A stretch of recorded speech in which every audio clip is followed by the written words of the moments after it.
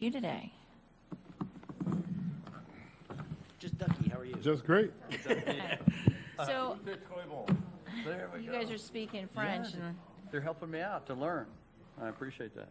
so we have some proposals for you today, but I didn't know if you had anything you wanted to share with us first, or you want us just to go ahead? Well, on ours, when we made our proposals, I guess last time, you wanted to go back and get information in order to respond to those. So that's where we are with those. Okay. And I think with yours, most of them, we're waiting for more data. I mean, I can go through what we kind of review what we've covered already, but basically we have nothing new on that. Okay, so what we'll do is when we'll pass out our proposals. And we'll Okay. start with Article 3B.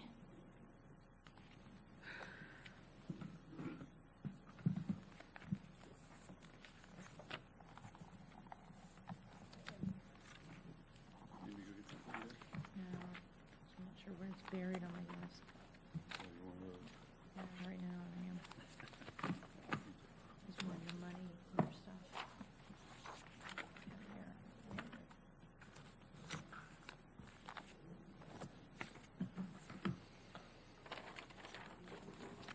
Dang.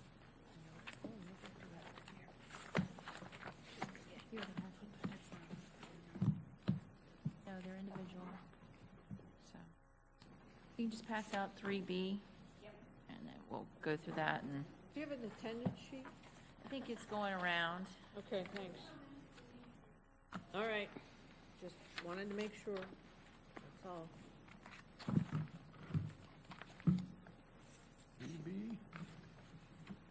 It must be our 3B. Thank you.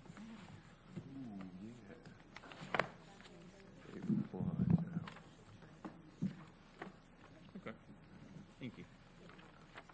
All right, we're kind of a skeleton crew today. We had a lot of people out with various trainings and seminars and vacations now. So we're going to go ahead. Article 3, Section B, employees' hours and conditions.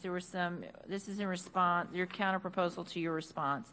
In 6C, you had brought up the idea of notice of meetings that if they were before, during, or after the workday, the supervisor would have to give them notification in writing. We can't do that. And one of the reasons why, I'll give you an example, given my current role that I have dealing with discipline as well, we act as sometimes a liaison with school police. If we have somebody, and it happened recently, it wasn't a member of your bargaining unit, but we had it recently where I was asked by school police to call a meeting. It was basically the person in so they could arrest them. And so there are situations where, not that any of our teachers would do anything like that, but in the situations like that, there are situations where there isn't sufficient time or the ability to give somebody advance notice in writing explaining the purpose of the meeting.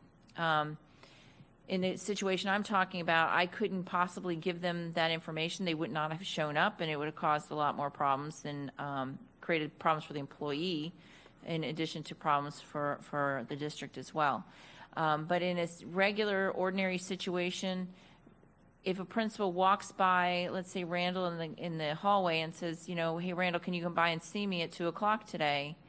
I would hate to have our system come to a complete and total stop, because Randall could say, and he would have every right to say, no, you have to give it to me in writing first, and tell me the purpose of the meeting. So I understand what you're trying to get at with these kind of surprise meetings, and maybe it's just more of an educational piece that we need to do for our teachers as well as our administrators, that if it is a surprise meeting for the teacher has every right to say, let's time out.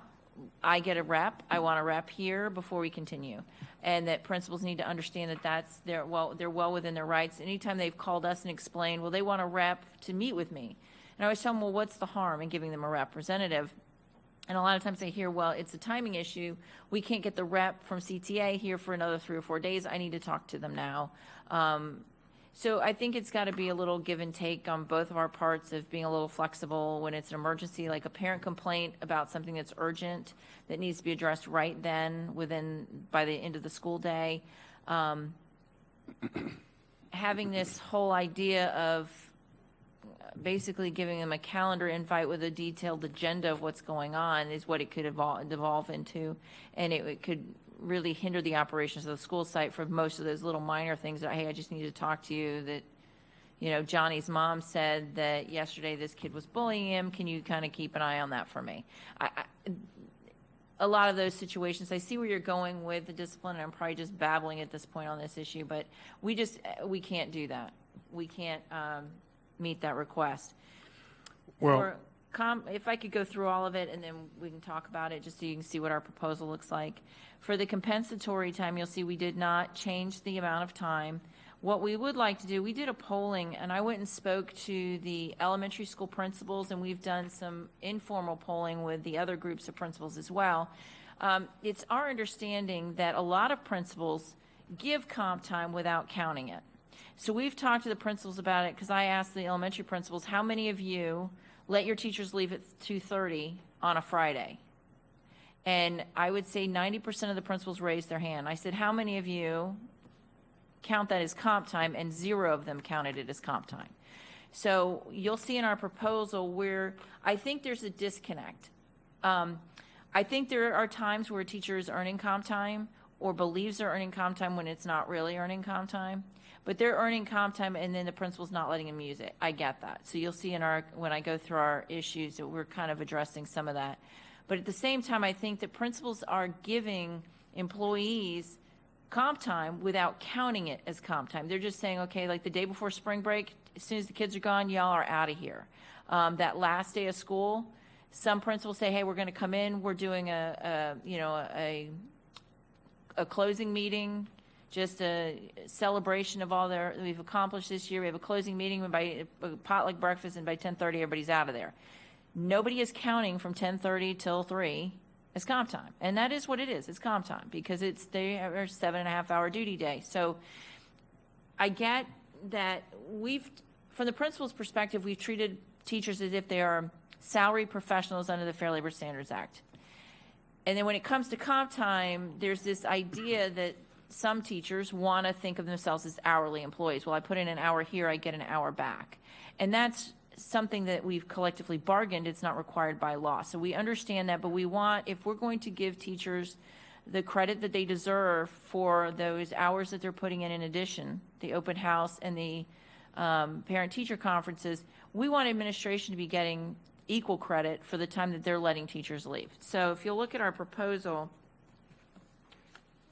and it's starting on page 3, we want to make it clear in paragraph 7, because right now I think the understanding on all sides is that the parent-teachers conference, if they're assigned a parent-teacher conference that's after their normal workday, it's because an administrator has assigned them that duty, has assigned and said, you're going to have to meet with Johnny's parents at 4:15 or 5 o'clock because there's no other time they can meet with you.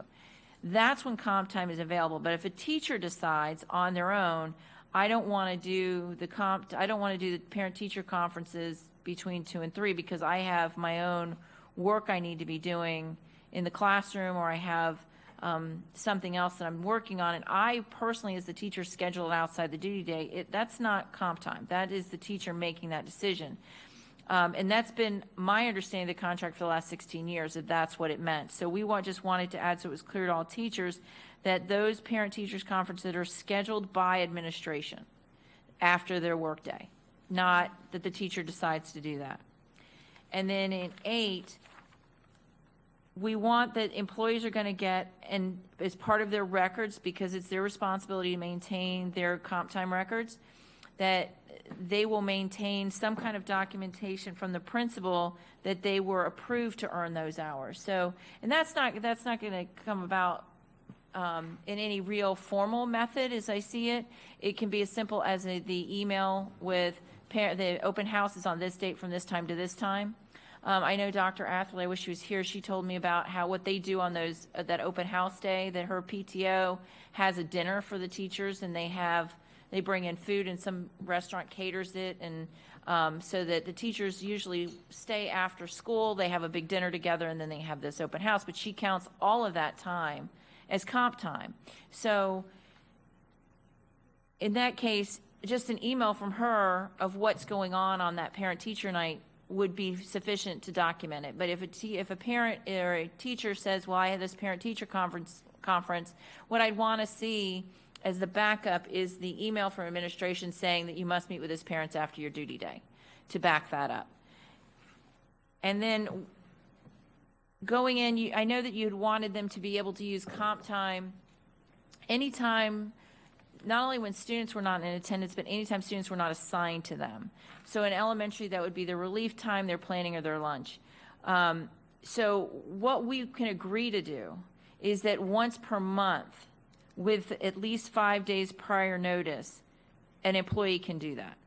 Can take, if they have first period planning, that they could tell the principal, I have a dentist appointment that morning. I want to take my comp time. I don't want to take a leave. I want to take my comp time for that morning. It's a week before. Principal says yes, they move on. Now, if there's an emergency, we understand, wanting to use that comp time, like the dentist thing, my crown fell out or I broke a tooth. I need to go to the dentist this morning. To me, if the principal makes that call of whether it's truly an emergency or not, we do have employees who've come out and said it's an emergency. I have a doctor's appointment. Well, when did you make the doctor's appointment? 3 months ago. That's not an emergency. Emergency is I have to go see somebody right now. I just made the appointment. I'm getting in. So we'd want that kind of structure to it, so it's not something that somebody does every day. If they have first period planning, they're not taking their comp time every single morning to come in late, but this would be on those rare occasions that they could use their comp time. So, and then we also wanted to add in that any time an employee is permitted to leave campus during the scheduled duty day, such time should be documented through the approved use of compensatory time or accrued leave. And the reason for that is just what I mentioned before. Principals are letting staff leave, and if we're going to really buckle down on this theory that principals aren't letting teachers have comp time, I need an equal pushback that when principals do allow teachers to leave, whether it's the day before spring break on a Friday or on a PDD day or a duty day allows them to leave, that's documented as well, that the principal said, okay, you can leave, that's 4 hours of comp time or 2 hours of comp time or even a half hour of comp time. If the lunch, the planning, I need to leave a little early today. If we're going to start documenting this to say the principals aren't doing this, we want it equally documented when the principals are doing it. So then we have a better understanding of how much comp time are people really earning that they're not allowed to use. And then at that point, after we've done this for maybe a year or so, look at it and say we still have these teachers with these huge balances of comp time that they can't use. And if it's restricted to certain schools, we want to know about it so we can go talk to the principal and figure out what are they doing, how are they doing it, and why are they not letting teachers do it. So we have a better understanding with a better, where it's more data-driven of is this really a problem or is it not. So that would be our suggestion, our counter-proposal to your Article 3B. Any questions? No, we understand what you're saying.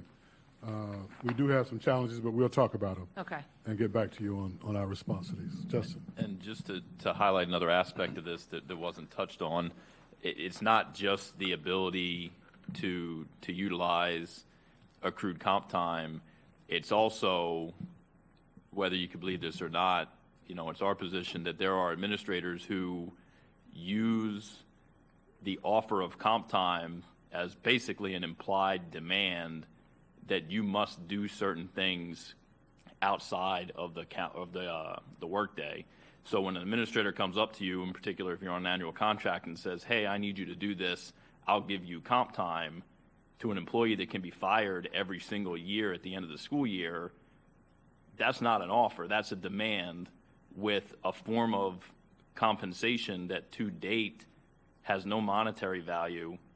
And per the other argument, in many cases, teachers say that they can't even utilize it. So just to put in your head that the second issue of this, beyond accruing and utilizing it, is that we have concerns that since there is no payout there is limited ability to use the comp time, that it's an offer that is less of an offer and more of a pressure tactic to get employees to comply with obligations outside of the contract day. So that is another concern. By trying to put more teeth into, if you give people comp time, they are going to use it, going to have more opportunity to use it, or in some way, shape, or form down the line, it can be converted into something of actual value.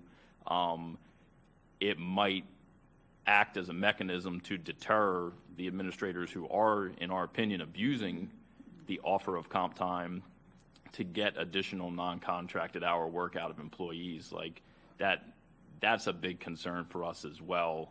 I don't know if that was necessarily vocalized or clarified before, but I just wanted to put that out there that, we just, with more and more annual contract teachers as time goes by, and in 10 years it might be 70% or 80% of the teachers are annual contract. Comp time is this kind of fictitious thing that is, if I offer you comp time and you accept it, we're good, we're square, even though that comp time isn't really real in many cases. No, I understand. I think, we have to get better, your group and our group together, of being more open about who these people are. Because, we come into bargaining, we hear about these principals who are doing these things, which we don't approve of, we don't appreciate, we don't want them doing it, but we never get the names. And I understand why, because the teachers are, tell us they're afraid, they're worried about their jobs, but we can't fix it unless we know about it. And so I think we're going to have to be better on both sides to let each other know. And I don't have to go to the principal and be right in their face if you're doing this. There are ways that we can address larger groups of principals all at the same time and try to affect change that way, so it's not pointing fingers at any one particular principal. And then if that doesn't work, then we can go the route of going in and having a conversation with that principal going, look, you cannot do this. So without having those names, I don't know how big the problem is. I don't know how many principals we're talking. We have 180, something like that. If it's 10, it's 10 too many, but it's 10. So I need to know about those. We're trying to kind of meet you halfway without affecting the operations. We can't move it from school to school. And, we've talked about budget before. We don't have the money. We know that teachers work. My mom was a teacher. I know that she was working. She'd come home and make dinner for us kids and help us with our homework, and then she'd start grading papers after that. And she'd get kids calling her at home, having requests for help with homework. It's a very hard job. We get it. It's part of being that position. We don't have the funds to pay for paying out comp time at the end of the year. And I'm not sure we have a good system of really tracking what's earned and what's used in order to say, yeah, I'm going to pay it out. Because anytime we have other groups that, if they're entitled to overtime under Fair Labor Standards, as a public employer, they can sign a form that says they don't want overtime, they want comp time. And then at a certain point, if we wanted to pay it out, they're on biometric readers. So they log in and out when they're coming into work and when they're leaving work. So there's a very clear record down to the second of when they got here, when they left, and what is overtime or what's compensable and what's not. To have a teacher being the person who's keeping track of that, I don't know that they're going to document that down to the second, because why would they? I mean, let's just be honest, you're going to round it up. It was about 30 minutes. It may have been 27, but it was about 30. Or it may have been 35, but I'm going to say it was 30. So if we're going to be paying it out, there has to be a much more rigid system in place so that we could withstand an audit from the state coming in and looking how we're spending public money. It can't be the teacher wrote it down on a piece of paper. It would have to be something else.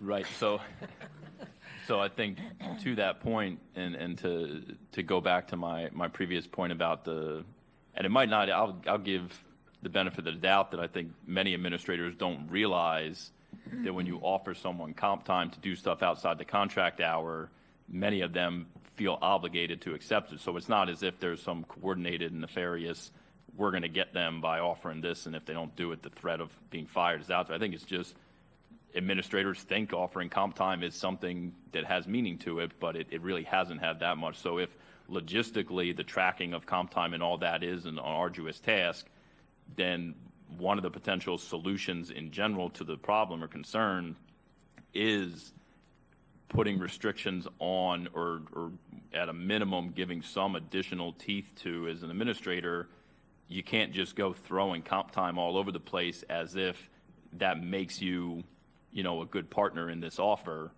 So that's why we didn't put in here anything to the effect that, once you accrue this amount of comp time, you have to be paid X, Y, Z or convert it into this, even though that would be an ideal scenario. We're looking to try to limit the ability for administrators, intentionally or otherwise, to abuse offering comp time and compelling teachers to accept it, because it's simply, it has no value right now in any way, shape, or form, is how most teachers view it. Okay. I mean, I disagree a little bit on it has no value, because I think it would have value to me if I got comp time. I would love it, that I could, leave half day on a Friday or leave at 2:00. I mean, that it has some value to it, because that is time for which they are being paid to be here, but they're not here. Right, if you can utilize it, but if you can't utilize it and it expires at the end of the year and it doesn't convert, and through request for information, and to your point that it would need to be budgeted, the implication of that statement is that if people did track their comp time and try to cash it in pursuant to the existing language, there's currently no money allocated for that purpose. So when I say it has no value, it's that the district through the budget has placed $0 in the till to compensate people even under the current conditions if they go over the amount of hours that are for the district. I agree with you on that. It's just trying to figure out, the only way that we could actually track that is if there were for anything over their regular 7.5-hour duty day that they're being assigned to do something, that they use the biometric readers, that they use their finger and they clock in and they clock out when they're done. And the contract says we can't do that. So I don't know how else we could do that down to the, to the ability to really track comp time to the extent you want to track it, without something like that in place. Well, I think there are ways to do that, obviously, because when teachers work and tutoring, they find a way to capture that time. So it could be captured. Because it's scheduled. Well, it could be captured, but that's not, I guess the biggest concern is the lack of ability to use it. Denise? You had mentioned that you had asked the elementary principals about how many of them let them leave early on Fridays. Here's the whole story. Elementaries will have situations where teachers don't get their lunch period, or they have to eat lunch with the students because of whatever. And the principal will say, well, you can leave early today. And teachers say to me, well, yeah, but I couldn't. I had parent conferences scheduled. I had to do planning. I got a field trip the next day. I can't use the time. So when the principals are saying, even on Friday, they let them leave early, a lot of these teachers can't leave early because of the obligation to make sure that they meet the needs of the students and the parents, that they try to schedule these types of things. So when they say they raise their hand on the elementary end, that's the real scenario, because I got a lot of elementary schools, and that's what I hear. Yeah, it's nice that principal over here at this school said I could leave early today, but Denise, I couldn't. I had parent-teacher conference. I had an IEP I had to do. I had SBT. So there are so many demands, as you have said, on the time of teachers that they can't take advantage if it's offered to them, like you're saying they do. So I'm just bringing that up. That's the other Paul Harvey story. All right. And that's why we wanted to put in when teachers aren't assigned. But we'll look at what you gave us on that and get back to you. Of course, on the notice of meetings, I guess we can try and refine that, because I heard the examples you used. So there may be some specific language we can include to identify what type of meetings we're really talking about. Okay. Because we're not talking about, those simple things. We're talking about things that would have merit with teachers, where they may need to prepare ahead of time or need to know something, that would be critical. But we'll come back and give you more specific language on what we're asking about there. Okay. Any other questions, anybody? Jeff? I got here late, but you keep talking about monetizing it and with the fingerprint. But if I have no seventh hour and I have comp time that my principal signed off on, for example, told me it's okay, what is the cost of district if my principal lets me leave an hour early? Well, technically, you're on the clock still. Without a TDE, you are technically supposed to still be at school. Okay, so if you're using compensatory time, filling out the TDE is great. It's the proposals we've seen in the past, it talks about anything over a certain amount has to be paid out. And so that's when it gets monetized. Right.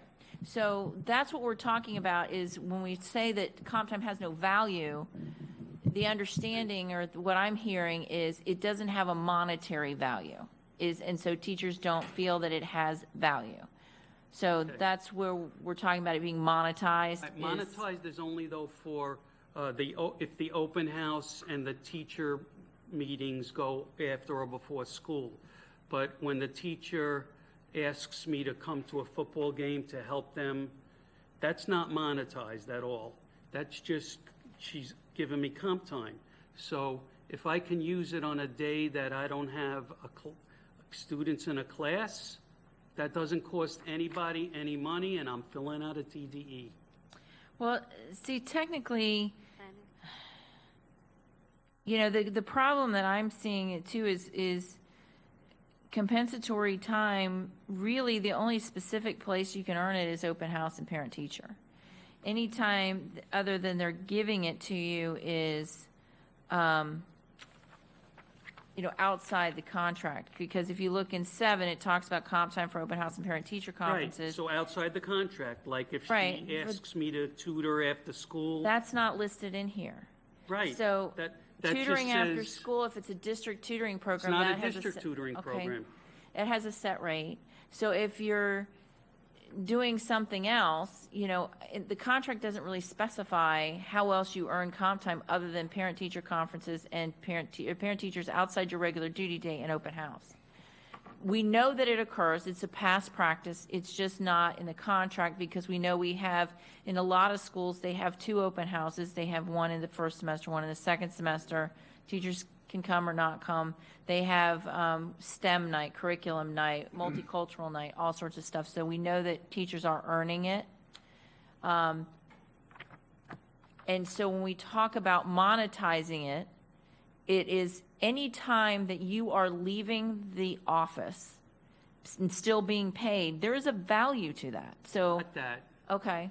I don't understand then where the confusion is. Okay, what I'm talking about is if she asks me to, she feels like my teachers might benefit from a study session after school. I'm not getting paid for it. It's not enough hours for her to give me for it. She offers me comp time.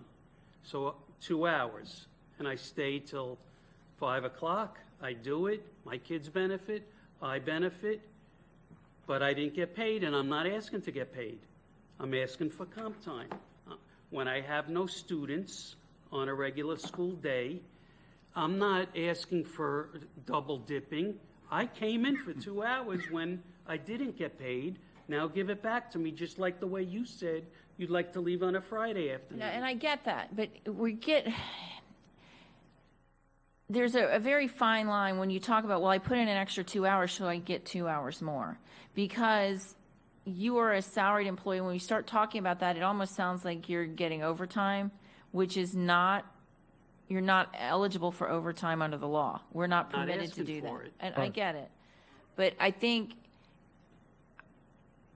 if you want to take the comp time during your planning period when you're supposed to be on campus and your principal says yes, as long as there's some kind of documented paper Yes. that says you can do it. So I don't know what the problem is Because you're because, saying here I need to give her 5 days' notice in advance, and I can only do it once a month. That's like, Okay, we can, We can, Okay, Good. Okay. I'm just telling I you just, that. Go the ahead, reason, Denise. just for a second, just so I can clarify that, the reason why we have the once a month that we put that in there is because I have had cases here with the district with teachers coming in late, they have first period planning, they're late every single day.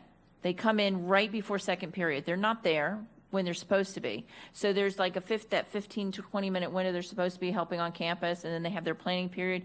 They're out that whole time. That's not cool. And then we have the ones at the end. So we have to plan the language to make sure that that doesn't occur. Do those Now, teachers have comp time for that? some of them yes, some of them no, but That much but I understand, but But let you me know- just, hold on one second. The teachers are the ones that keep track of their comp time. Well, So in I'm his willing mind, to do yeah, that. he's got all the comp time because Willing. he's the one who kept all the records. So, Let's get the principal involved with verifying a comp time before we take it. Okay, all right.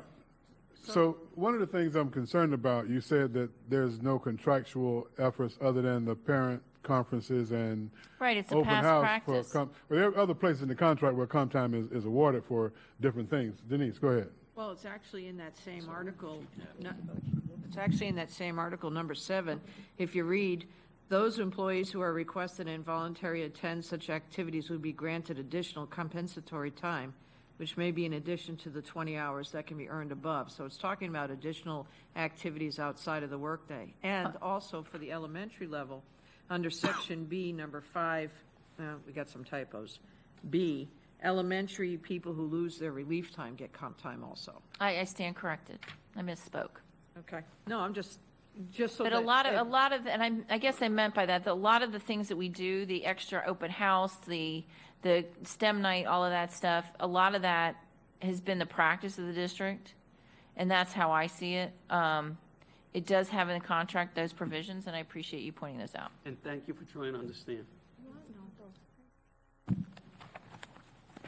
Next, All right, victim. so we'll get back to you Okay. once we review those items. So we have Article 3C.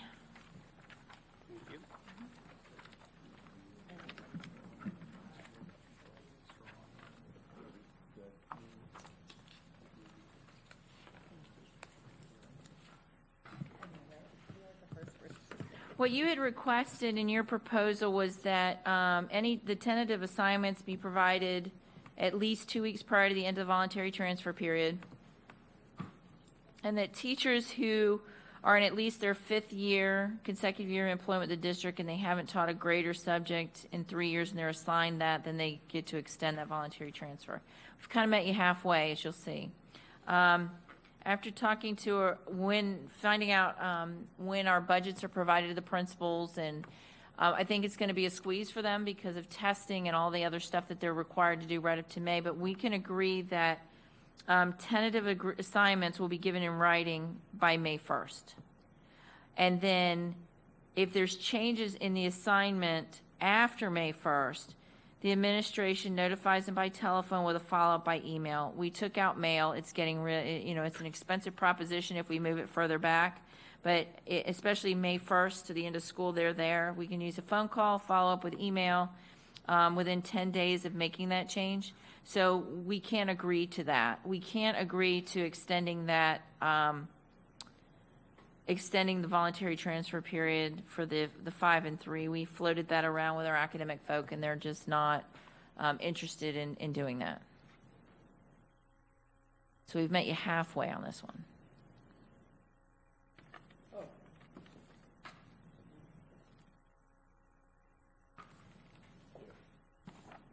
So that's the only change we'd recommend is in 3C, paragraph 4.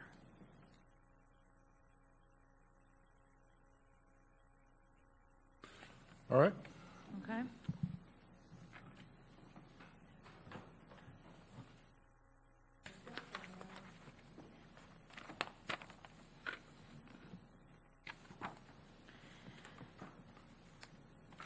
In Article 3P that's going around right now, you had proposed taking out the language that allows a principal to assign an employee additional period. Operationally, we can't function with that without that in there. We could have a situation where we need 2 teachers to teach an additional period supplement in a school, and without it, we're going to violate class size, or we're going to have all sorts of other problems, and to say that those teachers could say, no, every teacher in the school said, no, I'm not doing it. And then we are stuck with, we have 2 classes for kids that we either have to deny them access to that educational program or hire a teacher to teach 2 periods, which would be pretty difficult to find, which means they're probably going to have a sub the whole year. And we just don't feel that that's operationally something that we can do. We don't think it benefits the kids. We understand where you're going with it. I just don't know that we can take that an extreme of an approach.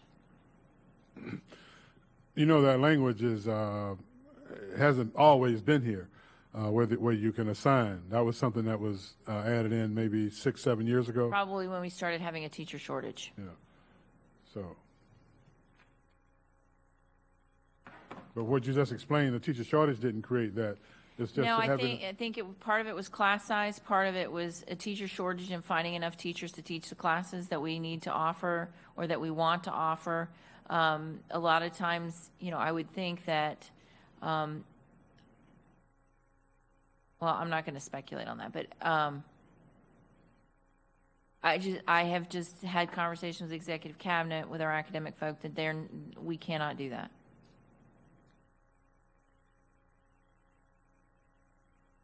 So our recommendation for 3P is status quo. All right, and what about number 5? Were you referring to the wrong appendix, Appendix F? Oh, we'll when it's fix Appendix that. D? That one I didn't even see, but we can agree to change that. And what we'll do is, once we get the agreement clarified, we'll go through, because sometimes when we've moved those appendices or eliminated things, we'll go through and do a check of the whole document. Usually it's Clara Trammell and Tony Hernandez go through, systematically through there to make sure that if there's any of those references that need to be changed, like a paragraph was dropped or added, they usually go in and catch those, but we'll make sure that gets changed. Right, and we'll caucus on your response to this, but do understand that to teach a 6th period is not like having an additional kid in your class. No, it it's takes an not. exceptional special effort to do that for a full school year, and so for some people that's a huge challenge, and so to have them be required to do that is a concern for us. That's why we brought it to the table. And it's not only a concern for us, but it's a concern for the students in front of those teachers, because if they've reached their maximum ability to perform in a given effort, the quality of instruction could be altered. Not saying it would be, but it could be, and so we're concerned about that, being left in the contract. But we'll get back, to you on that.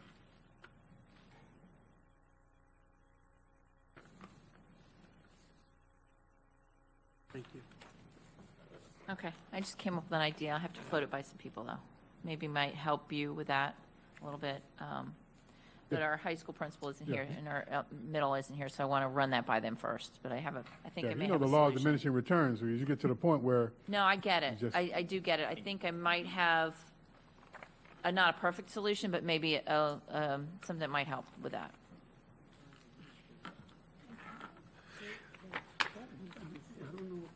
Okay, the next counter proposal is Article 5, Section B. You had proposed adding domestic partner into the list of relatives and adding bereavement leave.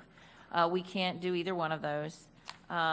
Domestic partner was added to a lot of our policies and collective bargaining agreements at a time where there were some restrictions on who could get married and who couldn't. So now that anybody can get married who wants to get married, we feel that we don't need to have the domestic partner at least in place here for that provision. The other piece of bereavement leave. So let me just make sure I understand what you're saying. You're saying that the term husband or wife would be more appropriate than domestic partner? Spouse, which is what we Spouse, have. Well, okay. husband and wife is what we have now. So I would probably change that husband and wife to spouse, just to make that clearer. So it's not husband, wife, it can be spouse.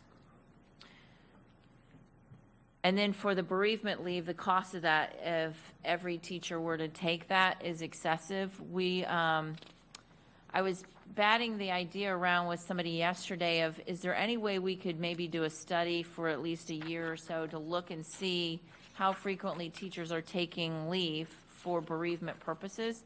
There's some form that's being worked on right now, and I don't know whether it's the new leave of absence or the new TDE form, but we're thinking is if it's possible to put a box on there to check without creating confusion for those groups who do have bereavement leave, for some way to teachers to indicate that the reason why they're taking these personal days or sick leave is because of a death of a family member, so that we get an idea of how much it would cost. Because right now it could run in the neighborhood somewhere between $3 and $4 million, which is a 0.5% raise for our teachers. And we want to make sure before we commit to spending that kind of money, that we know exactly how much the impact is. The other piece of it is that non-bargaining would be probably on your coattails to get bereavement leave as well, because non-bargaining does not have bereavement leave either. So then the entire district as a whole at that point would have bereavement leave. And so how much that would cost could be in the neighborhood of, $6 million. And we want to make sure that we're clear on how much that costs, because we have to be, fiscally and financially responsible and not just add things in the contract, because they're wonderful to add, but without knowing exactly how much they're going to cost. Can you elaborate on how the $6 million is arrived at? No.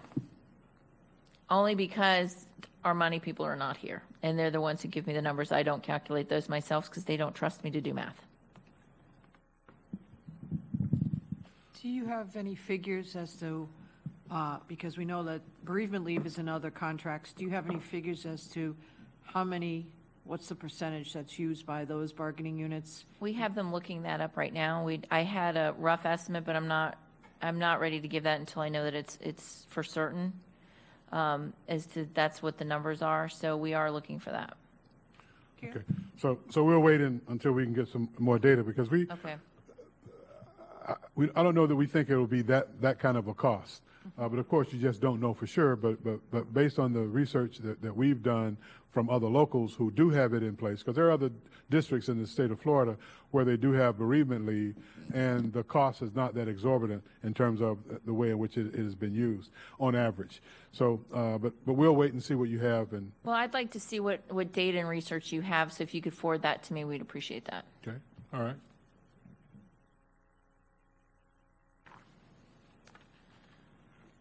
The next proposal is Article 8, Section 9, or Section N. So the Article 5, Section B, we'd go with status quo language. So we did not make any changes to that provision. That's our counter proposal is status quo.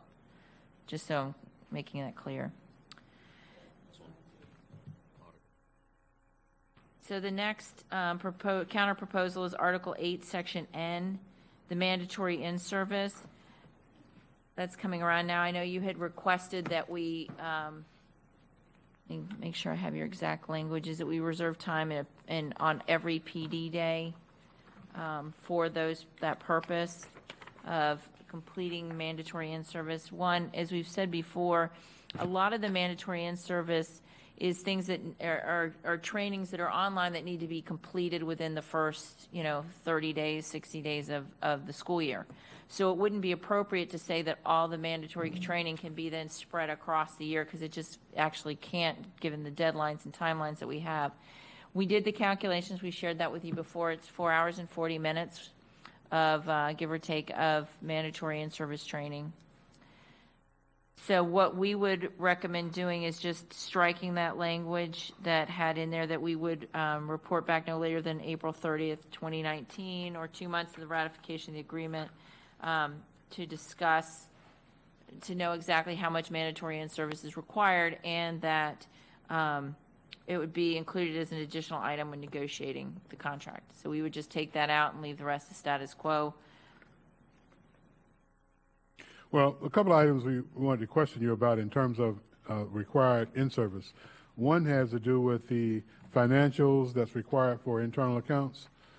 Well, like we said, it's going to depend, there are other trainings that would be applicable depending upon what job responsibilities those employees have. As a general rule, it's about 4 hours and 40 minutes. Now, if you add on additional things like, you know, I know that the training you mentioned about fundraising and that kind of thing, those are separate. That would be above and beyond these, but not every teacher is doing that. There are others that would be included. There are some trainings for people who have, you know, particular groups of students. They would have different kinds of trainings as well. Your SLPs have certain trainings. So there are trainings in addition to it, but our academic leadership is not willing to give up any time during the professional development days to teachers for completing trainings like that.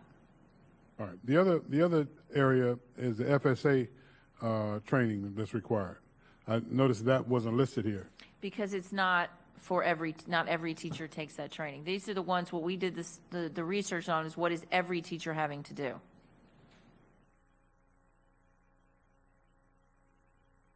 So for instance, a brand new teacher is going to have training on SIS. That's not listed.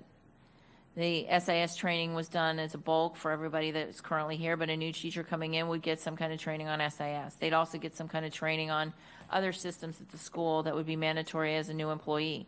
So there are other trainings that would be included for teachers, but they're not for all teachers. So the ones we included is for all teachers. You know, I don't know if we want to exclude those other trainings you keep talking about, those other mandatory trainings, because if they're mandatory trainings for people, then that's additional trainings that they have to do.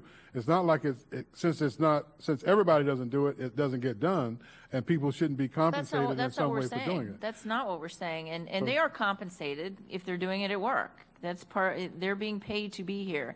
They're being paid to be teachers, and teachers are a profession, not an hourly worker. No, I understand that. Okay. Go ahead. On the two that he just meant, well, there's another question. On the one that you have on there, you had district-wide compliance training, annual HR policies. Does that include the ethics? Yes. Okay, that was one of our questions. But on the financial and the testing thing that CO brought up, at the elementary level, they have to go through mandatory testing training too. So I think it touches on all teachers. It may not be quote-unquote FSA because there are certain protocols that they have to sign off on and they have to take care of. And on the financial, anybody, I think the district is making it mandatory because of the fact that with the financial, it's at any time that you're going to be touching money. And it's not necessarily that you are specifically a coach that's collecting money. This is for anything. And because that comes up, that's why the district is saying everybody has to have that basic financial training with regards to the internal accounts and turning it in and the process and yada, yada, yada. So that's why we brought those up, because that's what our conversation was with our different levels of folks. Well, we can have somebody review, Mary is the one who put that information together, and I can have Mary go back and review it and talk to more people and see if there's anything new that's been added since we did this back last spring. And we'll look at it again. I just, taking time away from professional development, and I was asked to remind CTA that CTA was one of the driving forces for setting aside time for teachers to get professional development. So that we don't want to take that time away from the teachers for them to get the trainings that they need. And then I guess the other one, while Mary's investigating, look at the mandatory reporting training, because the state is requiring with Fortify and all that, requiring teachers to have certain skills or trainings in specific areas. So we probably need to look at how those will impact as well in terms of time for teachers outside their regular workday. We can certainly look and see if there's been any new trainings added since we did the study. Okay. Well, we know this one has been added. I mean, that's one from the Stoneman Douglas effort. All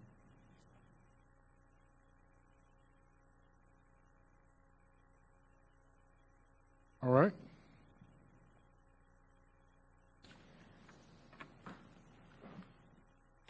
All right, the next to last one is Appendix B. It's a counter proposal to your Appendix B proposal, and our proposal is status quo.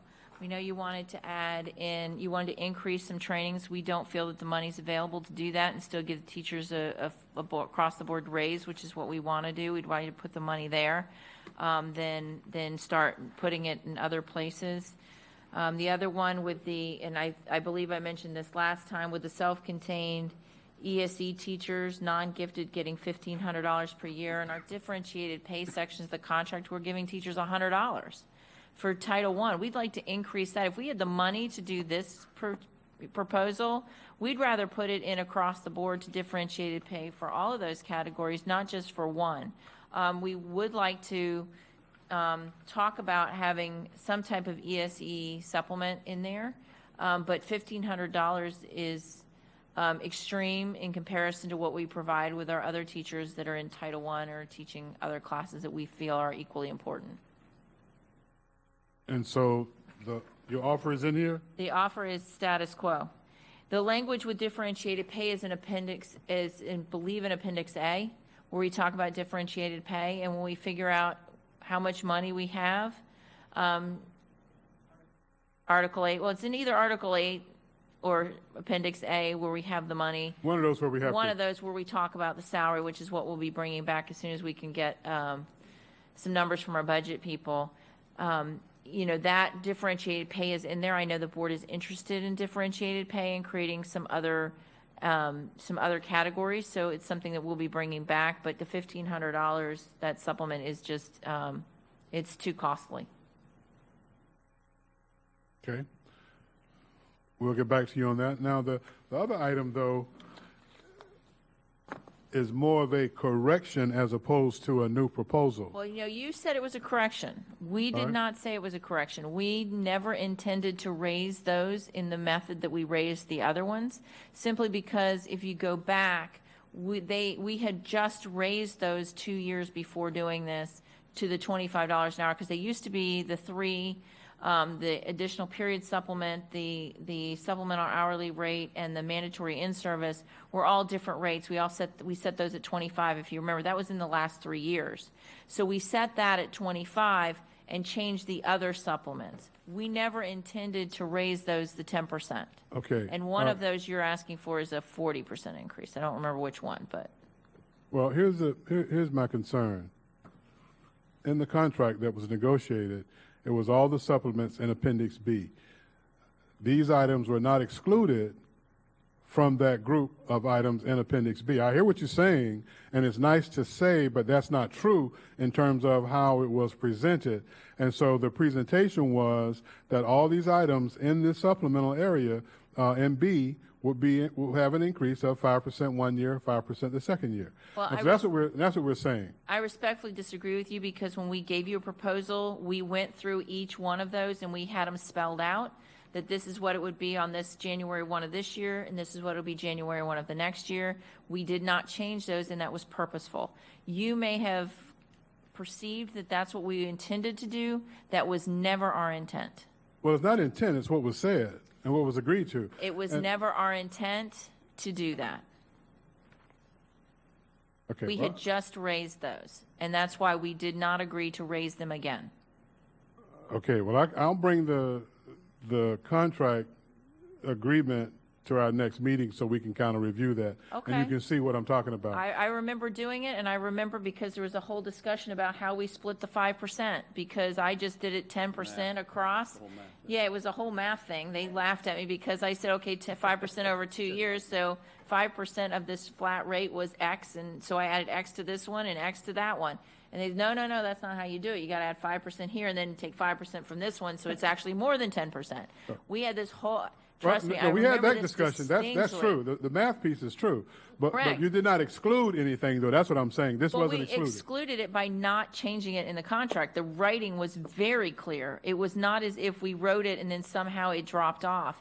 It was very clear in the contract. Our written proposals showed that we had raised them a couple years before to 25. We never intended to raise those 10%. All right. Again, I'll bring that back to you so you can see what I'm talking about. I can show you my copies as well. Okay, Okay? all right, that's what we'll do. We'll bring those back to you. And so the last one is Appendix D. Mary's going to be handing it out, but just simply put, it's the same situation we have in these other areas. We have, it's unclear as to how much money right now that we're going to have to be able to put into salaries. We want to put it into salaries, period. Additional period supplement only helps the high school teachers. It does not help our elementary. It doesn't really help our middle. So we're not interested in raising that at this point, not at the expense of the salary of the other employees. So we would go with status quo language on the additional period supplement.